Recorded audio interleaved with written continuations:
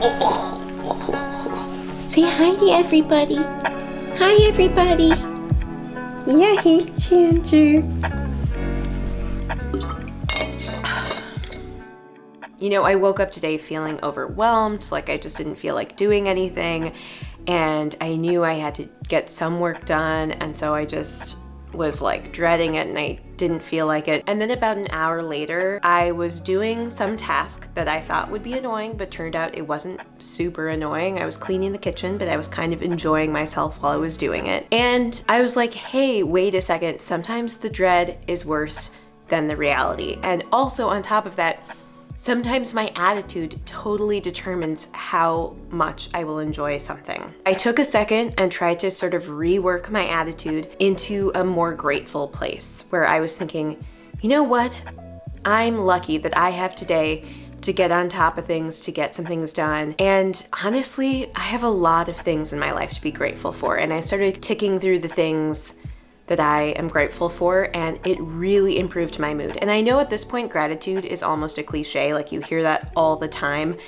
But I also, at the same time, think sometimes cliches are cliches for a reason. And this one, I think, is a solid cliche, like a cliche I'd recommend. Like, more gratitude can actually make you happier. And there's even some research to support that idea. So I want to do more of that, and I want to create more space for gratitude in my life. Anyway, that was a little bit of an offshoot, but what I want to talk about today is creating more space for what I care about in life. Thinking about minimalism in the midst of a busy life. And I say this because during the day, I work as a podcast producer on a series, and we've just been coming out with our second season. It's an audio documentary. I'm really passionate about the project. I don't talk about it much here just because I kind of like to separate those two lives a little bit, but it has just been a hectic time. And so I've just been feeling overwhelmed, like my battery is just always running on low. And I don't know, I thought that would be a good time for me to revisit these concepts of how can I create more space in my life to just be and to unwind and to relax and to reconnect with who I am and what I want out of life. Because no matter what is going on with your life, probably with a few exceptions, there's always some space to try to reconnect with yourself and with the life that you really see for yourself. Even if you're not there at all, there's space for that, and I need to remember that sometimes. So that's what I'm trying to do today, to think about what's been helping me kind of slow down and enjoy myself more and create more space. I think one thing I've had to remind myself of is to not have all or nothing thinking, not feeling like I need to perfect every single project. Another thing I'm trying to do lately is to remember to take breaks. Sometimes a break can even just be as simple as like closing my eyes for 10 seconds, listening to the sounds around me, being just a little bit more mindful, and then I'm able to get back into it. And lately, since work has been busier, I feel like it's harder to figure out how to take breaks. So even just these little micro breaks can make a huge difference for me, I've noticed. And so I've been trying to interweave those into my days. Another thing is reconnecting with simple joys. Even just taking time to look at the space around you and enjoy being in its presence. Or going for a walk, even for a 5-minute walk, and looking at the trees and appreciating how beautiful they are, or noticing the sound of the wind through the trees' branches. Even with the media we consume, we can be a little bit more mindful and present. Like the other night, Andy and I were starting a movie, and we were just kind of both in our own heads, I think, and both kind of looking on our phones a bunch. Sometimes when you watch TV, you look on your phone. But I was like, wait, Andy, what if we just really try to make this movie an experience? Set down our phones, not multitask, not half do work while we watch, just be in the moment and make this an event and just enjoy ourselves.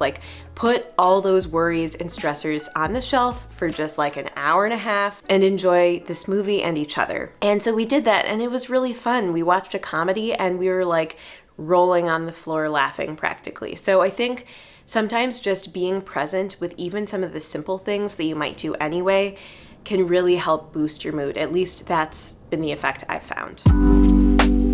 Another thing I've done is just try to find ways to make the everyday things a little bit easier on myself, like make life easier. So I'm gonna let you in on a little secret that lately, for example, I've been putting pots and pans in the dishwasher to clean them. And I know there are a variety of reasons why you're not supposed to do that, like it's bad for the pots and pans, but I have to make the confession that I've been doing it, and it's made cooking feel way less of a chore to me, because often that cleaning after cooking is the worst part. Another thing that I hate to clean, by the way, is water bottles. And then if you put off cleaning them, the water starts to taste really bad, and that's no fun. So I was really excited when Lark reached out and said they'd send me one of their water bottles. The Lark water bottle basically uses light technology to clean your water and the bottle for you. It eliminates up to 99.9% of contaminants in your water, things like bacteria and viruses. This cap is the Pure V Light technology cap,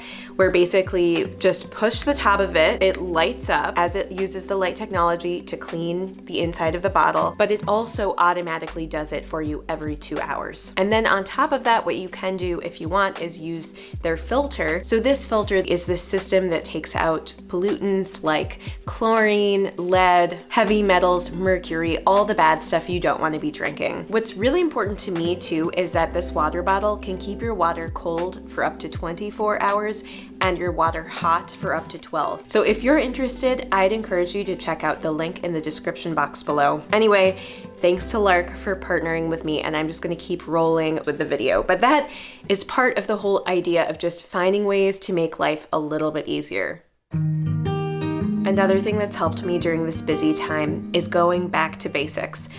You know, checking in with myself. Have I neglected certain areas of my life? Am I enjoying myself enough? Have I gotten on top of the things that I honestly need to get done but maybe have avoided? For example, I've recently been developing a website for Slice of Light because, you know, it's 2 years into this YouTube channel and I still don't have a website, and I hear all the time how that's like the first thing you should do. So I'm working on that. I will obviously share it with you all soon, but I think it's taken me a while to just step back and think like, okay, Aylin, go back to basics. What would help you step forward in the right direction? What are things that you haven't done that you know you should do? And obviously when things are chaotic busy, maybe those things do need to be on the back burner. But I also think that sometimes revisiting those really basic needs or things that you want to get done, it can just feel really good and relieve some of that pressure and therefore create just more space in your life. Another thing that keeps helping me all the time is reconnecting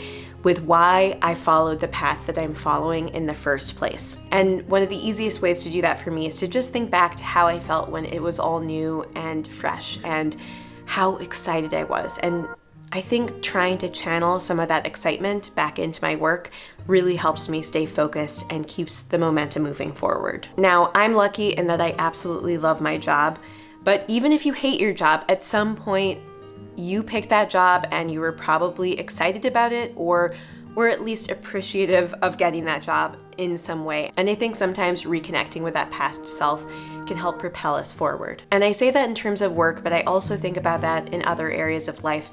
How could I feel more gratitude for my home or for other things happening in my life? I think back to when those things were new and I get excited again. I think sometimes losing excitement is part of burnout or just feeling overwhelmed. So reconnecting to that initial drive or interest in something, I think can be really beneficial. Looking forward, I do think because it's been such a busy time, I have left some things to the wayside that are important to me. Like, I haven't done that much decluttering lately. I mean, I have integrated it into my day-to-day a little bit, but as far as actual formal declutters, I haven't done many of those lately. And I feel like somehow there has been a little creeping of stuff into my home and I'm feeling a little bit more overwhelmed by it.